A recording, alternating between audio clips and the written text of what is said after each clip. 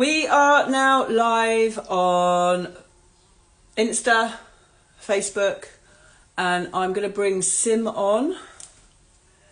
There she is. I'm going to bring Sim on.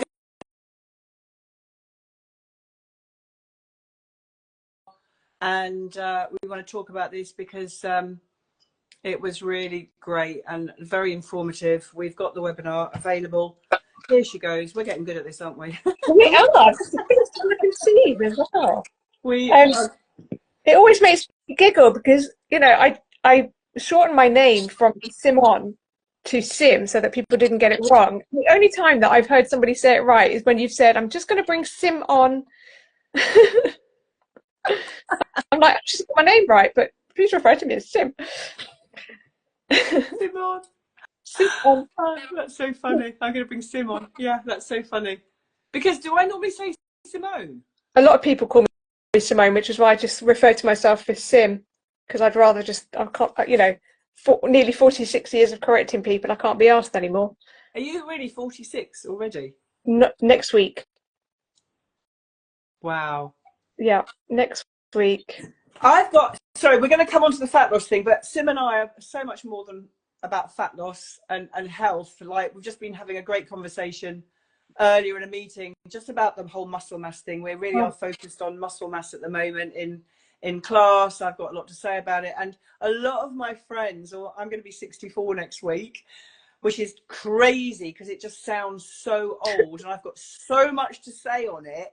But a lot of my friends are in that sort of 46, 47, 48 age range where you're just moving into 50. And, you know, the thing is that people don't realize, and, you know, I'm talking from a background of health and fitness, but also PTSD and chronic fatigue and all of those other things.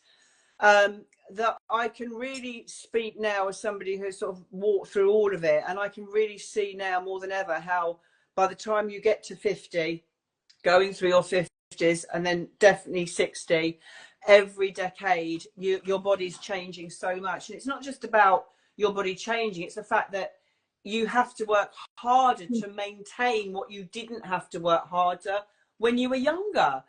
And I could talk for hours and hours and hours on this topic. I just think that there's a breakthrough happening. I was at the beginning of the Pilates industry, right at the beginning of the Pilates industry, sort of 25, 28, 30 years ago when I was just training. And oh my God, like now it's finally caught on everywhere, but nobody or very small percentage of people are actually teaching Pilates, right? And I spoke to somebody the other day who gave me an insight because I said that chili Pilates, I'm going to name and shame them because why not, you know, but for example, one particular company, like it was set up as a business. And I think what happens as you go through whatever your passion is in your lifetime and you get to the age that I've got to, I think that if you have been cheating at something or if you've actually been in your integrity around something, because mine was never about just getting fit to look good. From the beginning, I turned up in my course without trainers. You know, I was never into trainers really. But, you know, if you do something because you really, for me, I wanted to make exercise available to everybody. You didn't have to have the right body. I didn't have the right body to be a dancer. It wasn't about, but as a result of doing what you're passionate about and doing it consistently, you get side benefits from what you want. And it's the same with diet. It's the same with food. When you're passionate about something, you didn't do it, Sim, because you wanted to lose weight. You lost weight as a result of wanting to fix your autoimmune disease. Yep. And that's what's happened with me. My weight has been more fixed now, if you like, and maintained really well because I'm healing a chronic illness that I have.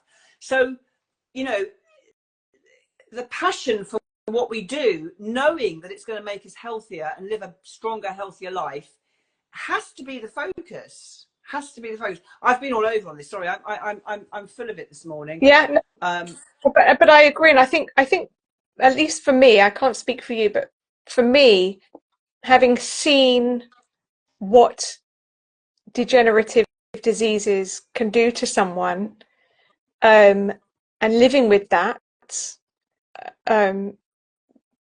it definitely put me on the path to want to improve my health. It almost feels like maybe it's the wrong goal to have, but I look at that individual and I think I don't want that for my life. I really don't want that for my life. And that's in a way is what pushes me to continue on my journey. And I feel well. Like, who doesn't want to feel well? Exactly. Exactly. And yes, you talk a lot about chronological age and biological age. Is that the right term? Yeah. I don't focus much on that. I do know that getting old aesthetically does worry me. For vanity, maybe, whatever. But at the same point, I actually think, God, no, it's about what's happening inside. It really is about what's going to happen inside for me. It's interesting you mentioned the vanity bit, because I had a very deep conversation with a friend of mine yesterday. And the thing is, when you go deep, just as an example, when people come in for Pilates, right, as somebody did come in new last week who was a gym body, I call them gym bodies, because I used to be a gym body many, many, many decades ago for a short while. And immediately I just said to her, like, wow, the gripping in her around her pelvis and her hips was so strong. And immediately where I sort of shared that, like, I recognized that she was so held in her pelvis, within the next minute the softening came, and then the tears came. And the thing is, you can't get around being deeply connected to self and self-love and all of that without going through your darkness. And that's where the inner work, you can do all the gym that you like, and I can read a body that's a gym body that is holding on, as opposed to an all-round holistic view of what health is. And health has to be inclusive of all aspects of who we are. Now, I know that sounds quite deep and profound, but at the end of the day, I know for me that no matter how much I tried, for example, to stop giving up smoking, which was my addiction for 40 years, or however much I tried to give up eating sugar, which was my addiction for, probably 50 years, was I had to do the inner work. Yeah. You can't just keep on living a life of yo-yoing and jumping in and out of it. And it's done in small increments. And you can't ignore go 2 it. steps forward, 1 step back. You take, and it can't be ignored, can it? Sorry? And it can't be ignored, because the fact is the body is signaling. Like, I think you and I both truly believe that the emotions and the heldness, it's not a word, but holding things in, emotions, will manifest. However deep it might sound, it is going to manifest and come out as disease, discomfort, pain. You can't get away from it. Always. I don't. Always. And I think a lot of people don't want to deal with that. And maybe that's why we have such an epidemic of chronic disease.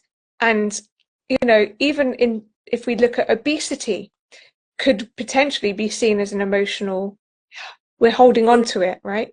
Maybe people are just swallowing their emotions. It's a protection. Very often people who are obese, as you know, are holding on. That is their protection. And it can feel very unsafe to let go of that identity. And I think, when I was talking about this before, actually, just this morning, I was really, having been diagnosed with fibromyalgia and then being able to live a normal pain-free life, I was so wanting to help people in the fibromyalgia community, really. And then I went into some of the groups and I saw how much people held on to the identity. And I just thought, no, this isn't for me. This isn't for me. I agree, darling. I was kicked off an ulcerative colitis group for suggesting that people change their diet and eat more healthy. I was actually kicked off the group. Right. So I then found some natural groups. Yeah, I mean, I don't ever go in them. I actually don't ever go in them. But I agree.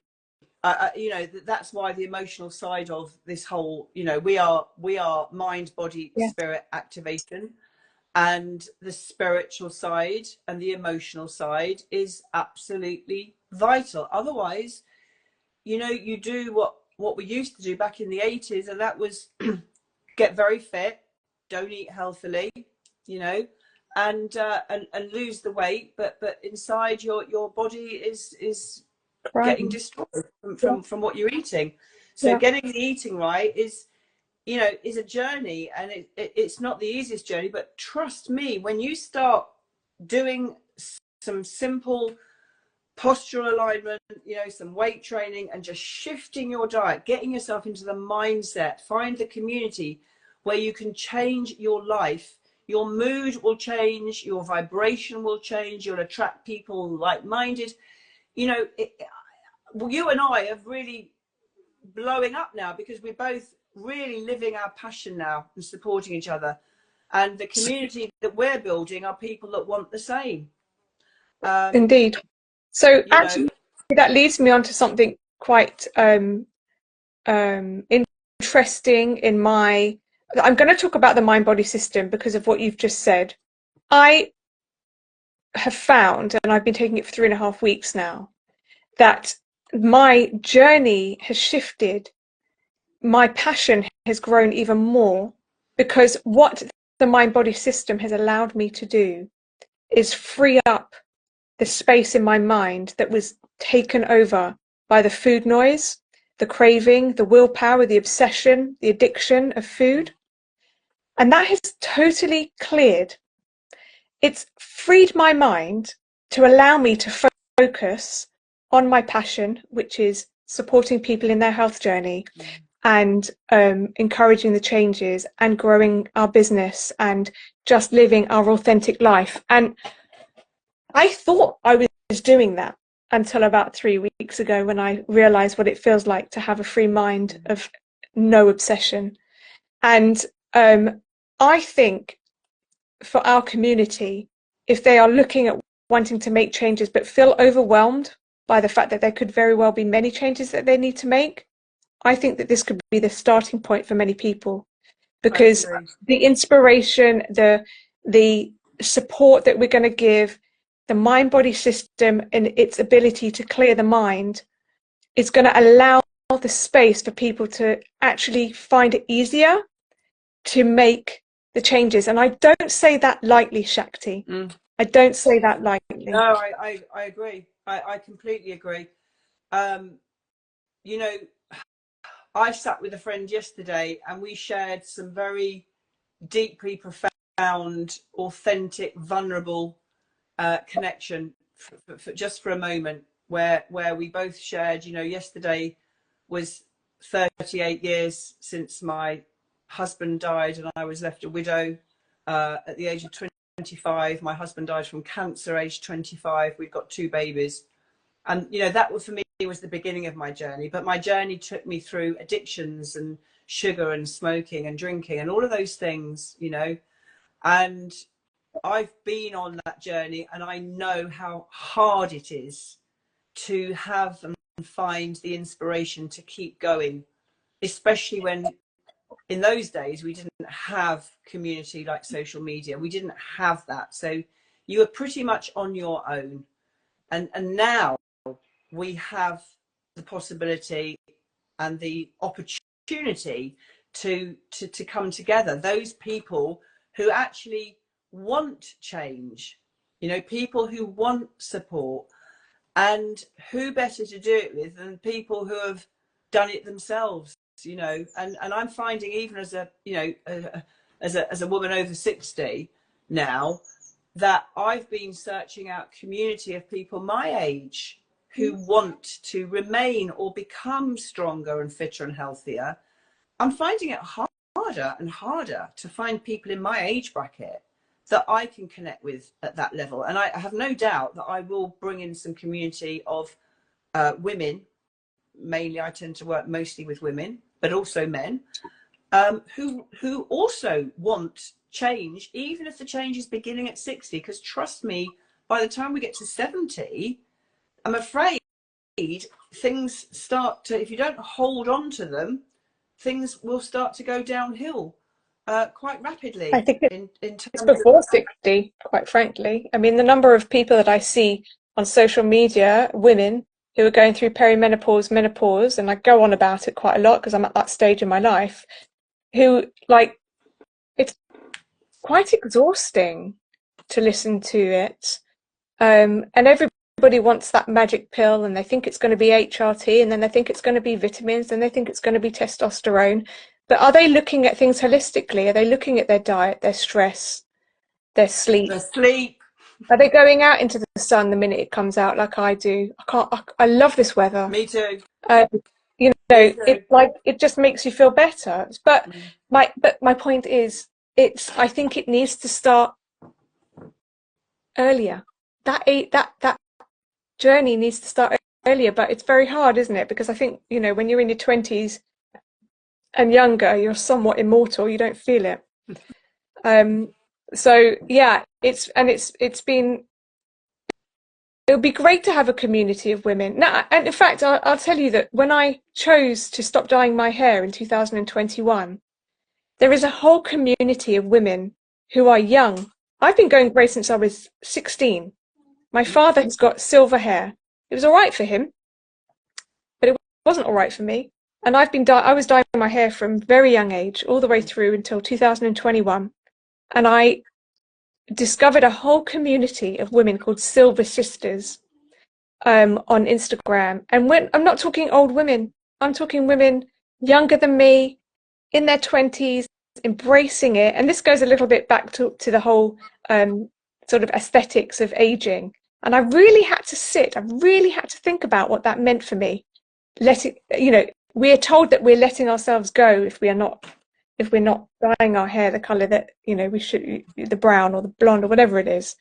And it took a lot of work, inner work, to get to that point. And so that's why I question, just going back a bit to what we were just saying now about the aging process and it being an aesthetic thing, and we need to step out of that and allow our bodies to do what it's meant to do through the aging process. But I strongly believe that we want to be aging in a healthier way. We are living longer. There's no doubt we're living longer, but we're living longer in sicker bodies. Yeah. And for me, that's the key. The key is we have to start at some age, somewhere. I talk about our bodies now. I try and talk about it from a perspective, because I work with a lot of entrepreneurs, property investors, people that are seeking financial freedom. And I'm like, what is the point of all that financial freedom if whilst on that journey you're chronically sick, and by the end of it, when you've got all that money, you can't do anything because you're so ill? I talk at people at that level, so I say to them, this is your forever home. Exactly. You can't sell this and move on. You have to look after it, and you have to start looking after it now, otherwise it's not going to serve you. Exactly. So, I'm very passionate about that side of things, getting people to understand that this is your forever home. Doesn't matter what stage you're at, doesn't matter how old you are, just start. Exactly. Just start. Exactly. And I think that's enough for today. What we're doing, we're reaching out to anyone who didn't make our webinar about the fat loss, because I think, coming back to the aging thing, and I think confidence is a big one. I think getting people over, it feels to me like there's a sort of bridge between where you are, where you want to be, and having that bridge to sort of step in. And I know from the people I've worked with that whenever people lose fat from their body that is unhealthy fat, they step into a new confidence. They step into a new possibility of who they can become.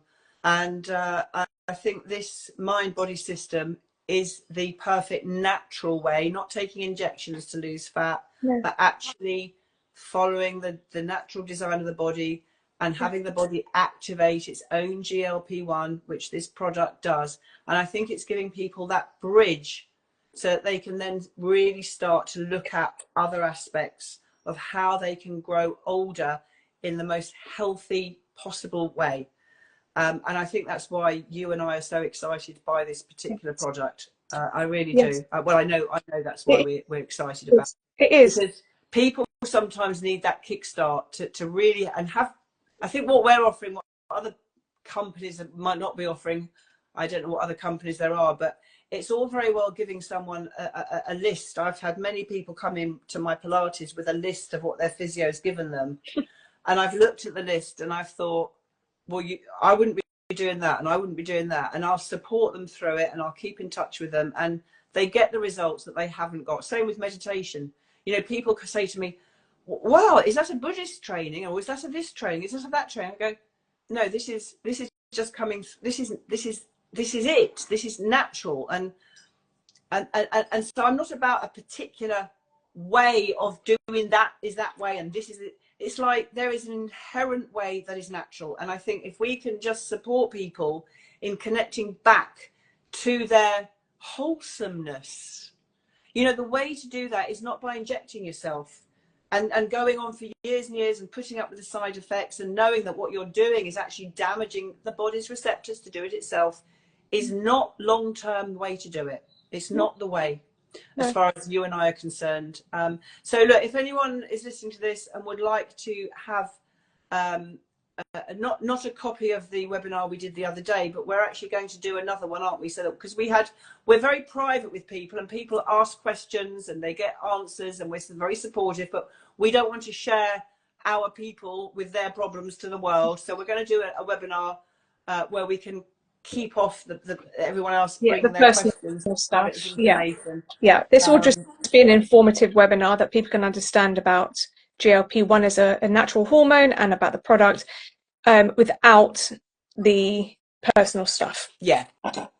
Because we've been helping people who have got all sorts of diseases and illnesses and wanting specific support, but we don't want to share their questions with everybody. It's private, it's personal. So and now I understand that two amazing women have a birthday next week. I know. Are we lucky? And I'm going to Spain. Yes. And you're going to Dubai. Lovely. Yes, I'm going to come back in gold and diamonds. Lovely. Adorned. So, even more. I don't think we will be doing any sharing next week. I think we're going to have a birthday week full of joy and relaxing and eating delicious food that's healthy. Sun. Of course. I've had to warn my sister and my aunt that I am going to be sticking to my healthy eating. They laugh at me. They take the piss out of me.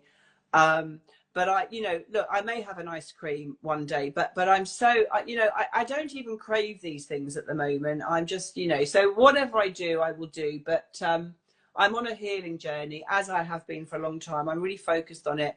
And I just love what you and I are doing together. And I think also when you're part of a community, I'm doing a weight training the week after next. I've got a 5-day weight training challenge. I believe you've got a fat loss.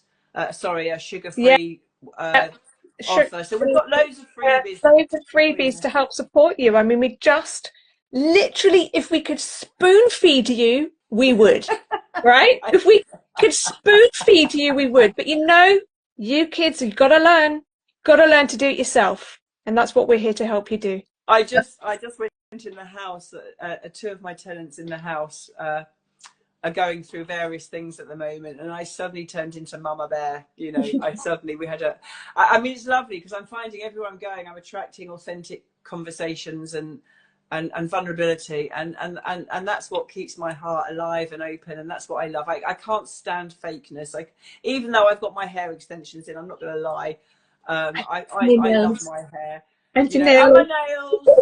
And I like to look the way I look. And I think, I think that's another thing. I think too many women, I remember in the past, used to say to me, Oh, I love your DMs. You know, when I used to wear Dr. Martens for forever, I wish I had the confidence to wear them. You know, I wish I had the confidence, and they'd use their age as the reason they didn't do it. And I think, you know, what happens for many women when they find their confidence. And I was actually going to mention about the grey hair thing, because I think the other side of that, or the not wearing makeup, it's an important thing I'd like to just mention. Because of all the coaching I've done, one-on-one coaching I've done with women, something that I have learned also is that women can be very critical and judgmental of telling themselves not to get their nails done, not to wear makeup because it's more natural and it's this, that, and the other. I had a best friend who was quite a well-known shaman, for example, and I remember the day she said to me, she would have been in her sort of mid-40s, and I remember the day she said to me, I'm going to get my nails done. I'm going to have nail extensions, and I feel really girly now, and I want to really, really embrace that. And I've seen it with women with makeup. I've seen it with women with actually doing what you're doing now, Sim, and actually putting your passion out into the world. And we criticize and judge ourselves over and over and over again. And I want to say that there is nothing wrong, right, with actually doing a step towards making yourself feel better. And if that's eating a piece of cake, and you know that it's not an addictive wanting a piece of cake, but it's you're having a piece of cake because actually you've been really good all week, and actually, you know, today I'm going to just allow myself to indulge. There is nothing wrong with that. I really want to give that side of it, because I'm speaking as a woman who, you know, I haven't gone grey and I didn't go through menopausal symptoms. So in some ways, I feel very blessed. In other ways, I've had my own fucking challenges in life, right? And I have an autoimmune disease. I've had plenty of challenges, thank you very much, in my life. But I'm very grateful that I haven't had those. But, you know, if I had gone grey in my 30s or my 40s or whatever, I probably would have dyed my hair. And I'm curious to know what I would be doing in say, my early 50s. Would I be dyeing my hair? The answer is, I don't know. And the other answer is that some women look amazing with silver white hair. It's like when you get models, you know, some of these supermodels, and they've got clear skin and beautiful bone structure and all of it. And they say, why do women bother doing this, that, and the other? And you think, well, you're a really beautiful woman. Of course you're not going to do that. But somebody else might actually need a boost. Yes. And need to do something to make themselves feel better. And I think that's a really important part of this whole thing, is not to feel that because I'm getting old and I'm choosing not to dye my hair grey, you know, be proud of that. But if you're somebody who does choose to dye your hair because you've gone grey, be proud of that too. Absolutely. Do you know what I'm saying? Absolutely. Do you know what I'm saying? Like, different reasons. I did it several reasons. One was because I was curious to see how grey I was, because I've been going grey for so long and dyeing my hair for so long. And the other one was because I no longer wanted to put chemicals in my hair. That's a really big reason. That was a big reason. And actually, I was worried about people commenting negatively. I've had one negative comment once, and I shut them down. And other than that, most people are going, oh my God, like somebody thought I'd actually dyed it to look like this. Yeah. Didn't realize it was natural. No, absolutely. I agree. Everybody, you know, you have to do what is right for you. Like me not dyeing my hair has not meant I've let myself go. I still wear makeup. I love wearing makeup. You know, I'm still going to wear what I want. Letting yourself go. Yeah. And I don't want to say letting yourself go, but what I want to say, because I've had plenty of clients like this who they haven't let themselves go, but in their world, it's a little bit like a woman being so single for so long. Women like me, not like me, but women who are single for so long that they tell themselves they don't ever want to be in a relationship, and they've stopped wearing makeup. And all the things that, you know, that women do traditionally were called spinsters. You remember when I was young, they were called spinsters. And I think sometimes you spoke about this right at the beginning of this little share today. You spoke about identity, right? Or was that the conversation we had earlier? Anyway, we at some stage we've mentioned identity today. And I think we become so embroiled in our identity that sometimes we just need to realize that actually, you know, instead of swimming around in that fishbowl, go into the sea and look at, you know, there are other ways, because I've seen women blossom who have gone from thinking, I want to be single forever, I don't want to wear makeup, I don't want to do this, I don't want to do that. And then they might just one day sort of think, actually, was I just kidding myself? And I'm going to put a little bit of makeup on.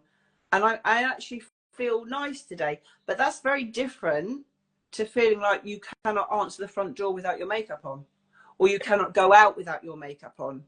And do you know what I mean? So it's about, actually, this is where the inner work comes in. This is where the inner work comes in. What is my intention here? How do I really feel about myself? Am I really loving myself? Who is it for?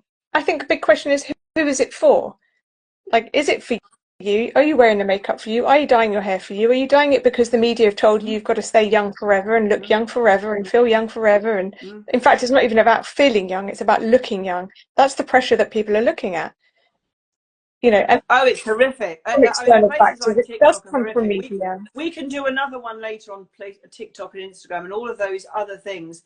And again, I have to flip it here. We really must finish. Before we came on, I changed phones. For some reason, when I go on do Instagram or something, it's a bit of a fuzzy look on my phone. I tried both phones, and I think the camera is okay. But once you go into the app, camera is not great on either of my two phones for some reason. But when I came onto this phone and I went onto Instagram, there was a video of that Lizzie woman, that big fat woman, you know, that big woman, Lizzo or something. Oh yeah. Lizzo. I'm Lizzo. sorry, there is a difference between being big woman and being an unhealthy woman, and I think we can do another talk on that, and it will get some hate comments, no doubt, if people listen to this. But you know, there are big women, you know, and you know, my mum was quite a big woman because I know she didn't eat the best, healthiest food, you know. And then there are big women who are big, strong women and are going to the gym and are fucking amazing women, because the shift has changed now for what is a fit woman. Nowadays they call it fit. In our day, it was you had to be skinny and that was it. Yeah. You know, at least we've shifted a bit there. But there's also such a push towards it's being okay to be big. Actually, you know, are you unhealthy big or are you healthy big? And that's a whole topic for another day. Yes. Lovely, darling. Listen, go and pack. I need to go and get myself ready. No, I'm not packing yet. I've got a busy weekend of people coming over. We've got a busy one. So we're not going to be out about on social media. We're both busy this weekend. Yes. And we will be back. Well, we're both away now, so we'll be back the week after next to share some more goodness with you guys. Yeah. Happy birthday, Queen. Queen. Bye, darling. Love you all. Thanks for listening, guys. See you. Bye-bye.